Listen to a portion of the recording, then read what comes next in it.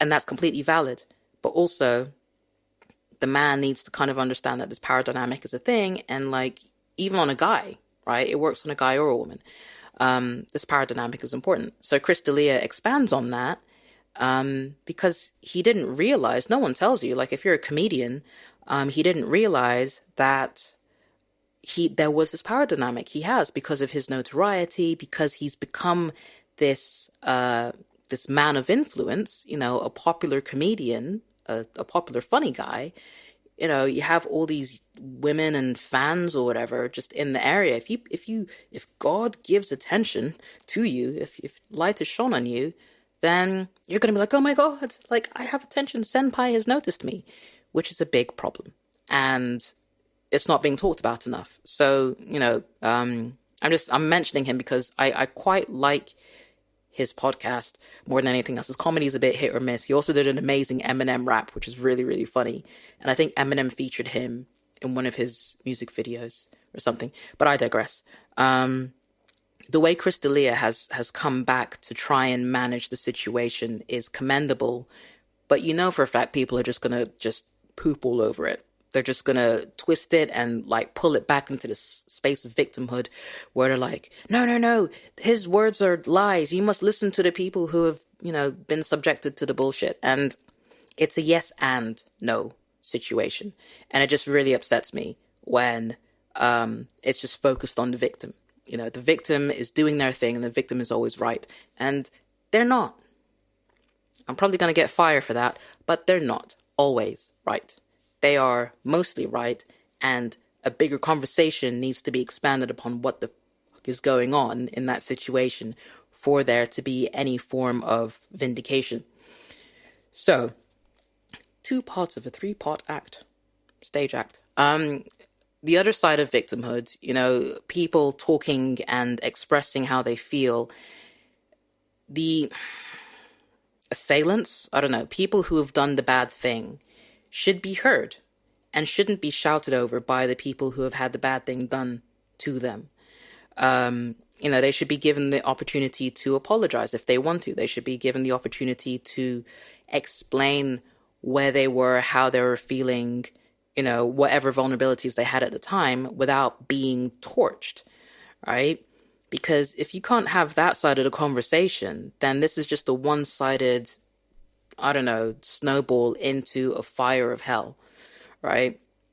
And I think it's really important that if a bad situation happens, you need to sit down and just hash it out, really go through a line of critical thinking and just kind of be like, this happened, I felt this because you did that.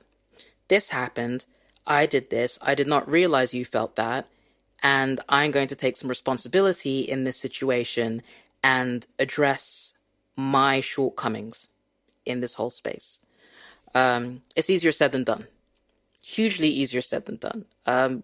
The years I've spent working as a bouncer, we don't say bouncer anymore, as a door person, but I like bouncer. We're fluffy and we also get to kick you out. Boing. My time working as a door person, I've spent many minutes, many evenings in the ladies' bathrooms and other parts of nightclubs, not just the ladies' bathrooms.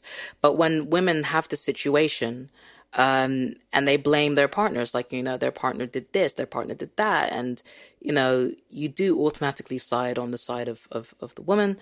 But we have to do this detective work back and forth to see what the hell's actually going on.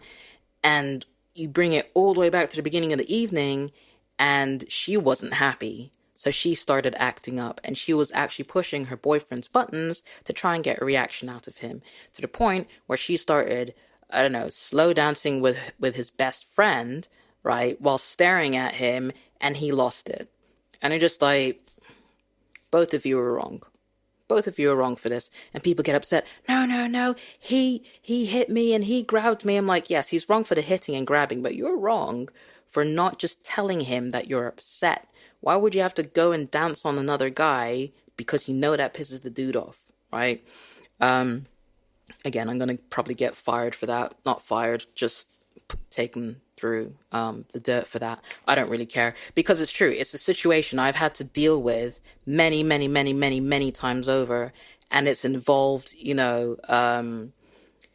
other door people. We're back and forth. We've got like our radio earpieces in, trying to talk to different people. Like all of us are moving around because there's this whole kind of verbal judo thing that we do with people. If they get too upset with one person, you bring someone else in, raise and lower their energies, get them exhausted so they can actually talk like normal human beings. But this victimhood thing kind of is pretty harrowing to work with on the ground when you've just got these people who are saying stuff. Always more sides to a story. But the problem is, because of the way the internet is right now and the way the world is with this whole need of instant gratification and instant satisfaction, is someone cries wolf, and it is more skewed down to the female side of things for the time being. Because if guys cry wolf, like a lot of people are just like, yeah, man up, or harden the fuck up, or whatever they do, which is really unfair because both sides of the story, both sides, there are certain things that should be investigated, that should be expanded upon. But with the world of instant gratification, no one does that anymore. No one does it. Everyone's like, this is a story. And everyone's like, oh my God, that's a story. And then other people go, let's divide the story. And people go, let's granularize the story. And it's just like, this man is bad. Cancel him. And then you have a whole bunch of children going, cancel him. The end. That's sad. That's really, really sad. And it upsets me and it annoys me. So yeah, that's a very succinct, short, to the point episode. I think it felt more like a rant, actually. I'm kind of out of steam now and I just want to talk about butterflies and ponies. But victimhood really pisses me off. Oh yeah, that's another thing I failed to mention, is just watching my mother do it and go through it.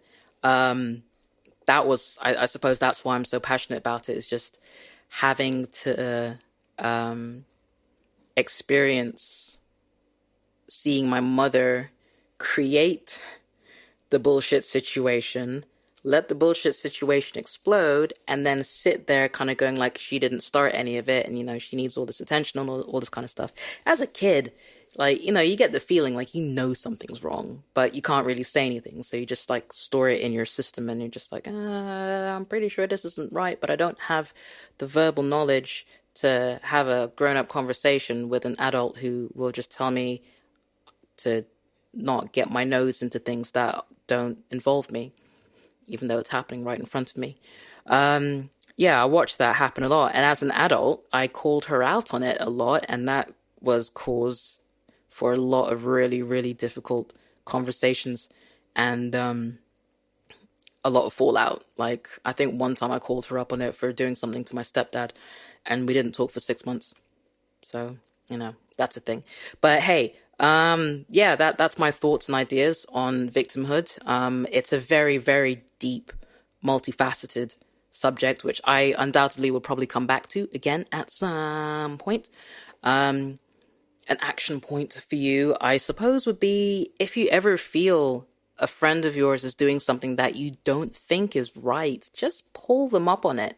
Like, don't tell them, I don't think you're doing something that's great. Just ask them why. Why do they feel the need for this to happen right now? Why do they feel the need that they need to burn someone else who just maybe said something wrong and probably did something wrong? But why do you feel if they slapped you across the face, you need to shank them in the kidney? It's not cool. Like, people need their kidneys, and the slap across the face is pretty bad. Tell people, don't slap people across the face. Fine. But don't shank people in the kidneys. That's a dick move. And no one likes it when you do dick moves. I'm not going to expand on that. So yeah, just if people are doing things that you're not really comfortable with, then just start asking questions like, what is the end result you're looking for? Why do you feel so focused, and why is there such a huge need in doing X, Y, Z? Like, is the experience true? Have you tried talking to that person? If that person is beyond conversation, do you need to bring legal entities in? And if you do bring legal entities in, can they create a space for you to have a conversation with this person? Some of these things are a yes. A lot of these things are going to be a no. But equally, there's the opportunity just to be like, that was a bad situation, and I'm just going to let it go. I'm not going to try and make that person see sense. I'm not going to try and do the whole like Clockwork Orange at Brunel University. Ha! They filmed that at my university. The Clockwork Orange thing, just kind of like, getting people exposed that way. Because it just means you are just using so much energy when that person is probably oblivious to all of the things that you're trying to do. And even if you do the thing, they probably aren't taking it to heart anyway. So you're holding on to hot coals, hoping the other person gets burned, or drinking poison, expecting the other person to die, which is not cool. And yeah, I'm going to leave it there because it's a nice and sexy, suave 30 minutes. And I like the shorter episodes. I think they're more giving. If you are watching this on Facebook, leave me a message and say hi. If you're watching this on YouTube, leave me a message and say hi. If you're listening to this on podcast, which will be out in about 2 hours or so, leave me a message on your chosen platform. If you're on iTunes, I think that's a thing. And say hi. Just say hi. A conversation is glorious. Yeah, and on that note, I hope you guys are looking after yourselves and looking after each other because the world has gone crazy. And I'll see you next time, which will hopefully be a Monday. Alrighty. Bye-bye.